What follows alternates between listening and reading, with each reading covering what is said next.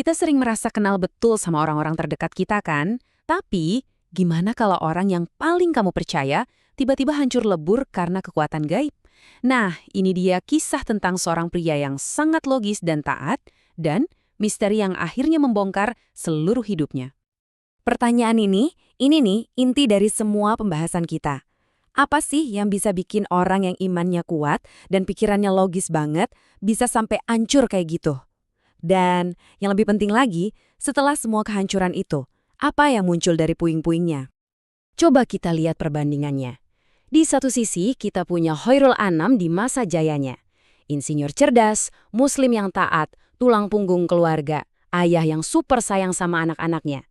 Pokoknya gambaran sosok yang stabil banget. Terus, lihat sisi lainnya.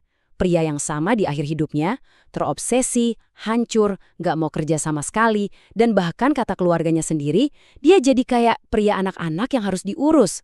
Nah, kontras yang luar biasa tajam inilah paradoks yang akan kita bedah. Oke, untuk ngerti kenapa dia bisa jatuh sejauh itu, kita harus mundur dulu ke awal mula semuanya. Kita mulai dari pernikahannya.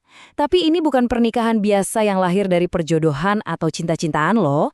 Ini pernikahan yang didasari oleh sebuah perintah gaib. Ceritanya gini, semuanya berawal waktu calon istrinya ini didatangi sama pemandu gaib. Sosoknya digambarkan sebagai seorang kakek tua. Dan kakek ini bukan ngasih saran, tapi langsung bilang, Khairul Anam itu jodohmu yang udah ditakdirkan. Jadi ini bukan lamaran biasa ya, ini udah kayak sebuah ramalan. Rangkaian kejadian setelah itu, wah bener-bener di luar nalar. Pertama, ada ramalan itu kan? Terus seperti yang bisa ditebak, kedua keluarga nolak keras. Mereka mau ikutin tradisi. Tapi, disinilah anehnya. Tiba-tiba ada intervensi dari Kiai Hamid, seorang ulama yang sangat disegani dan konon punya hubungan dengan dunia goib. Begitu beliau kasih restu, secara ajaib semua penolakan langsung hilang. Lenyap begitu saja. Akhirnya mereka pun menikah. Oke, jadi setelah menikah, mereka hidup normal selama bertahun-tahun. Ya, kayak keluarga biasa, besarin anak, kerja. Tapi kekuatan gaib yang dulu menyatukan mereka ternyata datang lagi. Cuma kali ini caranya jauh lebih frontal dan jauh lebih menakutkan. Nah, inti dari perjalanan spiritual keluarga ini tuh ada di konsep yang mereka sebut ilmu kebenaran. Gampangnya gini, ini adalah jalan untuk bisa terhubung langsung sama Tuhan tanpa lewat perantara kayak nabi atau ritual-ritual yang kaku. Konsep ini penting banget buat kita pahami, biar ngerti apa yang terjadi selanjutnya. Dan inilah titik baliknya, momen yang mengubah segalanya. Suatu malam, Khairul, si orang yang logis dan rasional itu, berhadapan langsung dengan makhluk gaib yang dikenal sebagai Khidir. Pertemuan itu benar-benar menghancurkan dunianya. Dia sampai ditemukan lagi berlutut, membentur-benturkan kepalanya ke dinding sambil nangis-nangis minta ampun. Semua logika yang jadi fondasi hidupnya hancur lebur. Di tengah pertemuan yang mencekam itu, Khidir menanamkan sebuah janji. Janjinya simpel tapi sangat berbahaya di dalam pikiran Khairul, yaitu nggak usah khawatir soal harta, nanti juga datang sendiri. Cuma satu janji ini, tapi inilah yang nantinya tumbuh jadi obsesi yang menghancurkan segalanya. Lalu, obsesi itu diuji dengan ujian pamungkas. Tiba-tiba, muncul dua makhluk gaib di depan pasarang ini, bawa sebuah koper. Isinya apa? Hampir $1 juta Amerika. Bayangin? Biar kebayang seberapa besar uang ini, kita harus ingat konteksnya. Ini terjadi sekitar tahun 99, pas Indonesia lagi kena krismon parah. Kurs dolar lagi meroket gila-gilaan. Jadi, koper itu nilainya lebih dari 14 miliar rupiah. Angka yang nggak masuk akal banget di zaman itu. Kalau kita hitung dengan nilai uang sekarang, dengan inflasi dan segala macamnya, itu setara dengan sekitar 80 miliar rupiah. Wow, ini bukan sekedar godaan kecil ya. Ini ujian iman dan keserakahan yang benar-benar bisa mengubah hidup seseorang. Situasinya tegang banget. Khairul yang udah putus asa dan ngelihat janji Khidir jadi kenyataan, memohon-mohon ke istrinya. Ambil uangnya, cuma kamu yang bisa ambil. Soalnya dia sendiri dilarang nyentuh. Tapi istrinya yang ternyata secara diam-diam dibimbing oleh sosok ketiga yang tak terlihat, yaitu malaikat Jibril, menolak mentah-mentah. Istrinya bilang, kan kamu yang butuh uangnya, ya kamu ambil sendiri. Dan inilah momen kehancurannya. Gagal mendapatkan kekayaan yang udah di depan mata, yang dijanjikan, yang begitu dekat tapi nggak bisa disentuh, itu benar-benar menghancurkan dia. Sejak hari itu, sosok pencari nafkah yang tadinya berdedikasi ini berhenti total bekerja. Sama sekali.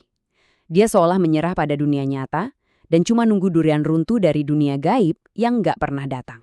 Hancurnya satu orang, apalagi seorang ayah, nggak pernah cuma jadi urusan dia sendiri. Pasti ada efek dominonya.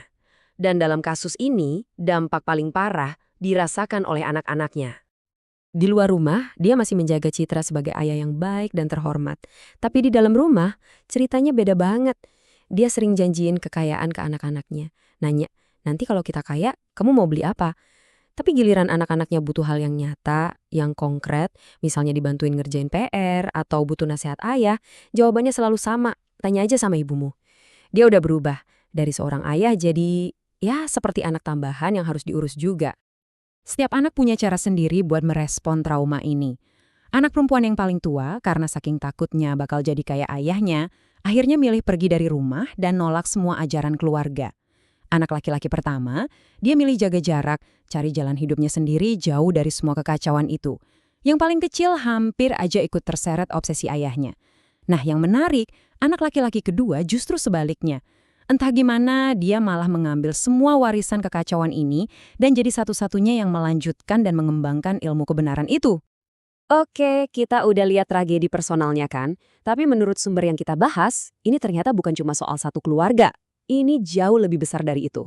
Sekarang kita akan beralih dari tragedi keluarga ini ke apa yang diklaim sebagai tujuan kosmik di balik semua kejadian ini. Jadi, menurut ajaran ini, semua penderitaan Hairul itu semacam prototipe. Sebuah contoh kasus gitu. Gambaran dari apa yang nantinya akan dihadapi oleh semua manusia. Sebuah proses di mana kepercayaan-kepercayaan lama akan dihancurkan buat membuka jalan bagi hubungan yang lebih langsung dengan Tuhan. Dan agama Tuhan yang baru ini, prinsip-prinsipnya, wah, radikal banget.